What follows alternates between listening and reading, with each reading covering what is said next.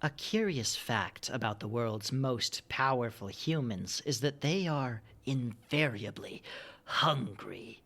One would think that those intellectual, social, and fiscal titans ought to be powerfully built minds, muscle-bound and agile, with the strength to wrest victory not only from the jaws of crocodilian defeat, but from the gullet as well. One would be wrong.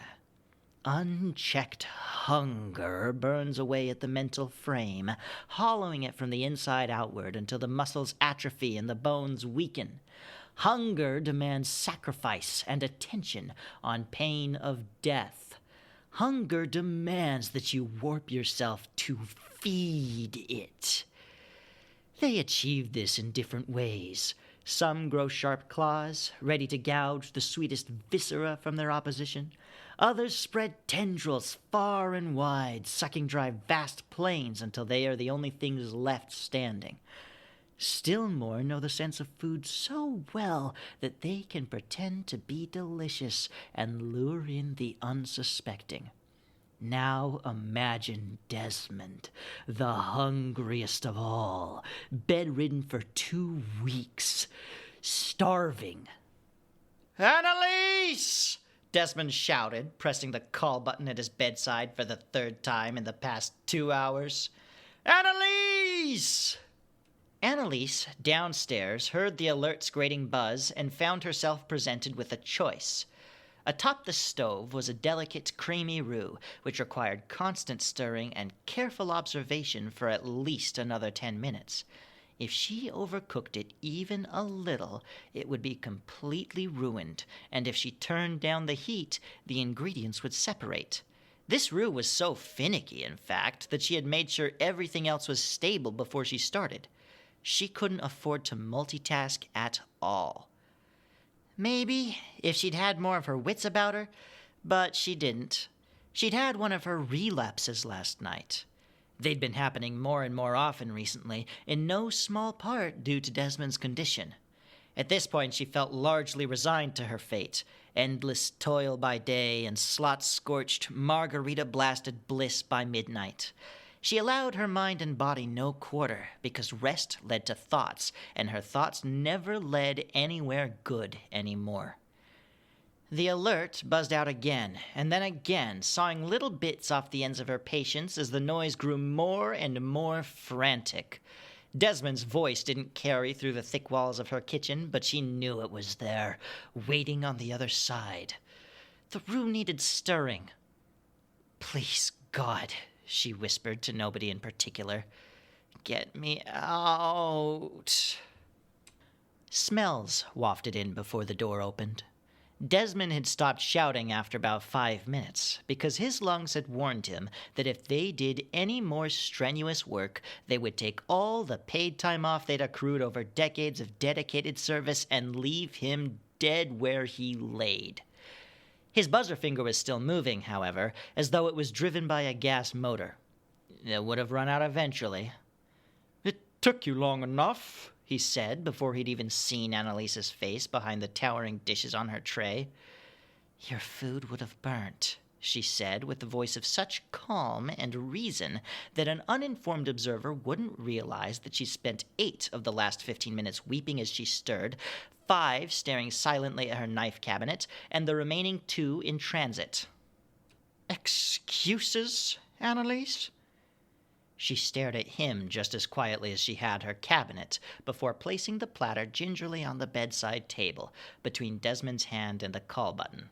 Warm tea, pillowy biscuits, not many breads, and a wonderful sausage roux. She would have made dinner food, but Desmond's tastes seemed to have regressed somewhat in captivity. The labor of love on the tray stood in stark contrast to whatever lingered in her eyes. Desmond might have been aware of that, but he also might have not. It certainly made no impact on his behavior. He leaned over and took a small plate from the tray, loaded it with 2 biscuits and a healthy serving of the roux, and then used the dainty dinner fork on the side to take a bite. "Incredible work," he said, smiling up at her. "There is a reason I hired you, after all." Whatever impulses might have been building in Annalise's mind came to a screeching halt. Her expression shifted. "What?" "I said incredible work. You aren't going to make me say it a third time, are you?" Annalise really felt like she ought to. This was the first compliment she'd received from the man in over a year. He owed her. But at the same time, it was probably dangerous to push her luck. Instead, she found a seat near the bed and sat down to watch him curiously as he ate. It didn't matter to Desmond whether she watched him eat, so long as she didn't annoy him. In fact, he was more inclined to encourage watching. He had the idea that his image had restorative properties for the soul. That was because he didn't understand that souls were fixed from conception and really only acted as expressions of an individual's natural tendencies. The idea of healing a soul was predicated on the idea that a soul could be injured. "I'm sure you, Miss Desiana," he said, looking up from his food after a few minutes. "Don't you?" Annalise, who had already been unsure of what exactly was happening, now broke into full-on bewilderment. The only thing she could think to say in response was, "Don't you?" "I'm not sure why you'd ask me that." Desmond went back to eating, and there was nothing in the room except for the occasional fork clatters and lip smackings once again, for a time. "Why'd you ask me, then?" Desmond grabbed a napkin from the tray and dabbed at his chin with slow, considered motions. If his motions weren't considered, he risked pain. "You asked to go visit her," he explained, "so you must miss her to some degree." "I asked you because I was curious," Annalise said. "Why would you ask about something you already know?" "I want to know why she left," Desmond said, even though he'd already had his answer 100 times over. "It just doesn't make any sense. You saw her office, as I understand it?" Annalise's lips tightened, but Desmond's eyes made it clear that this wasn't a question she could avoid. "Yes," she eventually relented. "And you saw her desk?" "Yes." "What sort of wood was it?" Annalise, as a chef, had only really worked with wood in very limited capacities. To her, wood meant about the same as spoon, rolling pin, or spatula.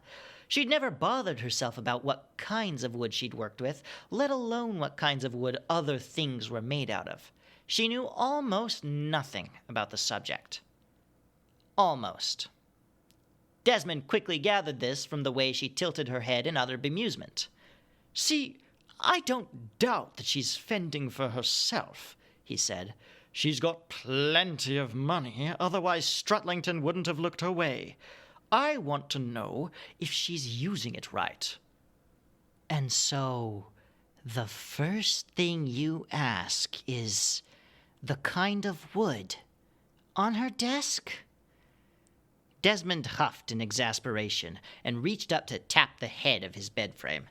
"This! Do you see this?" Annalise walked up to where his hand was and took a good, long look at the wood. "Real mahogany," he said. "Stately, expensive, and poised. Everything I buy is mahogany because of what it represents. People look at mahogany and they see strength, power, and influence. If Desiana's decided to go with, say, oak, then she's making an embarrassment of herself. She's betrayed me deeply, but I won't have her making stupid mistakes." "That's nice and all," Annalise said, tracing the grain with her finger. "But isn't this Kaya? I saw it on one of my mom's infomercials." The Great Mahogany Purge began 5 minutes later, when Desmond dialed the office of Home Shift Movers and requested that 4 or 5 able-bodied individuals hurry to his house. He lined them all up in a row at the foot of his bed and ordered them to scour his house for wood. They were to bring everything to him so that he could inspect it up close. Once the room was empty, Annalise nodded to Desmond in an attempt to excuse herself and made for the door. "Oh, no, you don't," he said, freezing her in place. "Since you've got such a proficient eye for Kaya, you're going to stay right here with me, and we're going to check every single piece of wood together. I won't live in a house filled with false product. But what about dinner? Dinner will have to come late tonight. This is leagues more important. Lazy Eye Larry didn't mind the work of a mover. It was simple for the most part, and generally very low risk as long as he let his colleagues carry the expensive and fragile things. Everything was fragile and expensive here. The first room he checked had so much fine lace, tatted into so many intricate patterns, that he hardly felt safe even stepping inside. Thankfully, very little in the doily room was made of wood. The walls were made of wood, but he obviously couldn't take those. Almost all the furniture was covered in plush fabrics, so it wouldn't need to be moved either. A real boon, considering that the room-spanning rug was also a massive, delicate doily. The only thing he saw that he definitely had to move was a wooden display case with clear glass doors and gold knobs. Inside, rows and rows of picture frames stood, empty of any faces or smiles. The only things they held were more doilies.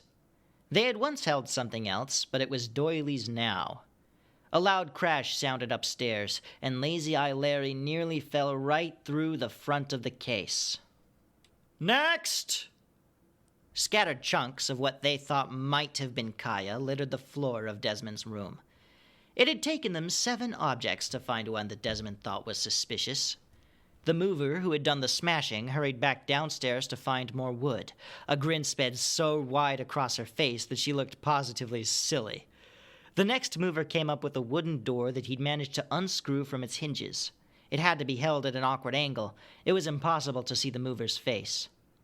Desmond leaned in close to the door and squinted before turning to Annalise with a scowl. Annalise shrugged miserably. "It's fine," he said. "Next!" Lazy Eye Larry and one of the other movers, who had asked for help with the cabinet, shuffled gingerly forward. The thing towered above Desmond. All Larry had to do was stumble again and he'd be crushed. "Put it down by the bedside. I can't see it properly from there. You!" Desmond snapped his fingers at a third mover who'd gotten his hands on Annalise's rolling pin. "Put that down and move this table out of the way." As they arranged everything to Desmond's liking, Annalise leaned down and whispered a question in his ear. "Why are we doing this, Desmond?" "Why?" He seemed to swell at the word. "We've sniffed out 2 fakes already in only 8 pieces. If I am to be confined to my house, I intend to at least clean it up." Annalise didn't think the house looked very clean at all, with splintered wood on the floor, doors removed from their hinges, and doilies outside the doily room, which she hadn't actually known about prior to today, but worried that if she said that, she'd be dismissed on the spot. So she kept watching, helpless. Once the cabinet was in place, Desmond looked at it carefully, the outside first. Then he saw the frames inside, ghosts of something else, and made his decision. "Fake! Destroy it!" "But I don't care, Annalise! I say it's a fake, and I want it gone!" Lazy Eye Larry nodded and moved to the display side of the cabinet, between Desmond and the bed, and gave it a shove. It leaned backward and nearly fell away from the two of them, but he didn't shove it hard enough. Instead, it fell back forward and, since it was weighted more in the front, pushed past its neutral resting point. It would have completely crushed Desmond if Lazy Eye Larry hadn't been there to break the fall. Instead, he took the brunt and sprawled backward across both Desmond and the bed, the cabinet atop both of them. Mahogany was not a particularly lightweight wood. After a heated, one-directional shouting match at Lazy Eye Larry, Desmond began moving the purge at a much faster pace.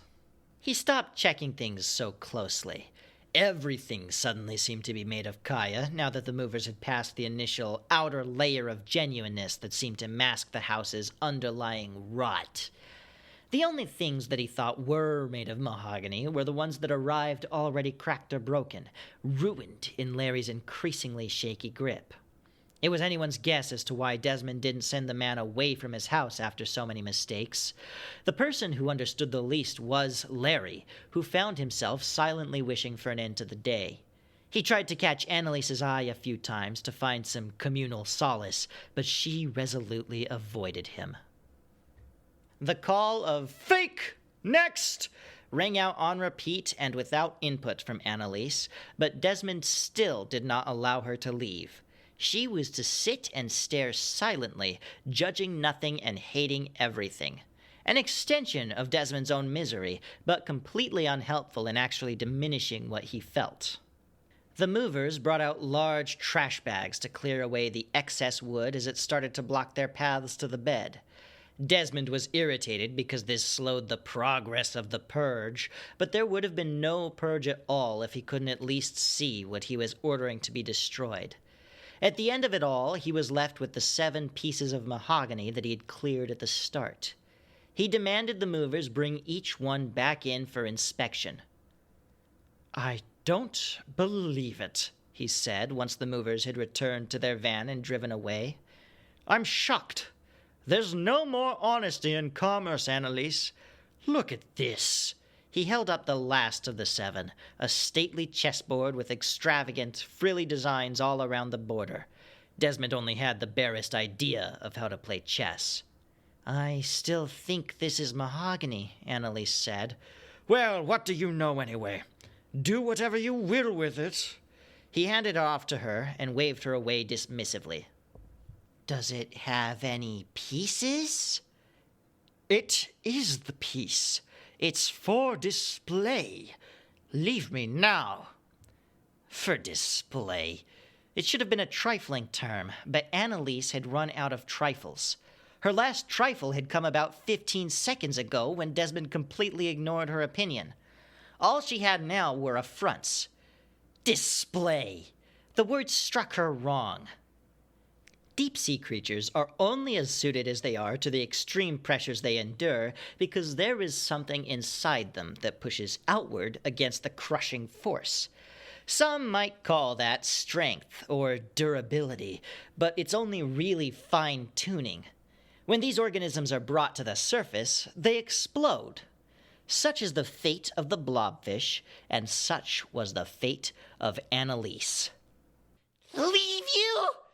The words flew from her mouth with much more force than she would have intended, if she were lucid.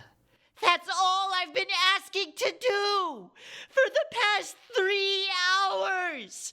And now that it's all over, not even a thank you!"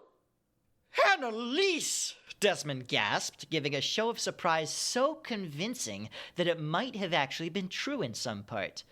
"But where is all this coming from? Surely you're paid well enough to indulge me from time to time?" Annalise stood silently in front of him, her insides all coiled up and ready to leap. Maybe it was preparation. Maybe it was an attempt at restraint by the parts of her that understood survival. "No amount of money is enough for this," she said, the words just as coiled as her body. "None." She thought she could still hear that buzzer. "But you need it," Desmond said matter-of-factly. "Casinos keep records, you know. I know where you go. You won't do anything rash." But humans need a lot of things, and sometimes they can't have everything.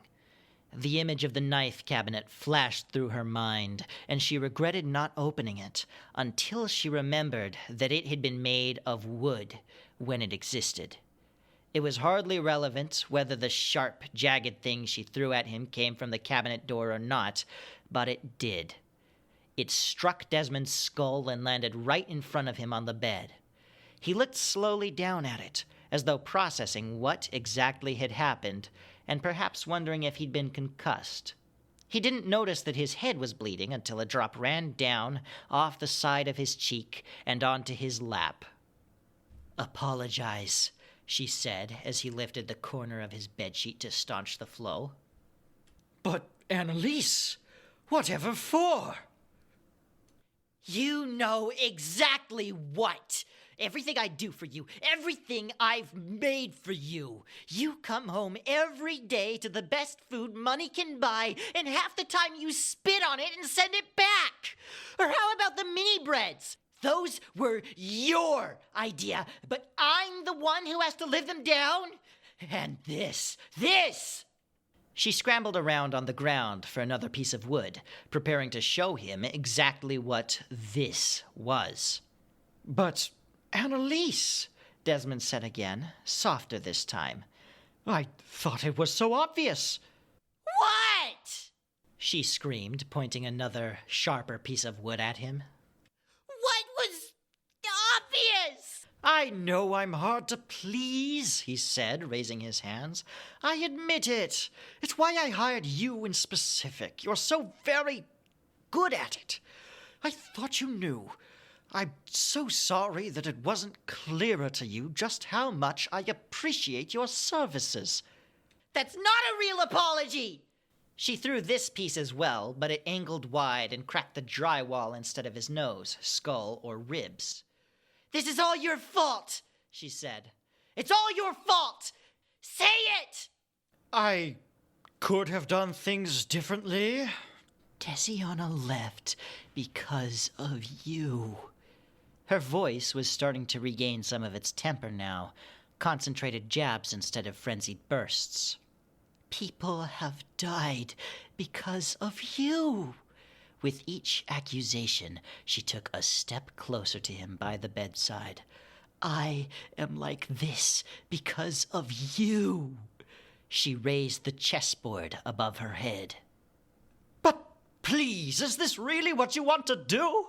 Are you a murderer, Annalise? There was no existing model of human prediction that could have confidently guessed her next action. Every single one was split 50-50 within a small margin of error on whether she would bring that otherwise useless board down on his head and spill his brain. Even with the granular, biochemical-leaning ones, it was too close to call. One of the many random events that all the world's hopes are eventually pinned on. So, of course, she turned and hurled it through the window, letting it fall and crash on the asphalt below. This is what I think of you, she said, and if I had any way to leave, you would be dead. Desmond watched her patiently. I'm going to make dinner, and you're going to pay me an extra half on my salary for taking care of you like this. He nodded, because for now, it was his only option. But it wasn't enough. Even after he ate his dinner, Desmond was hungry.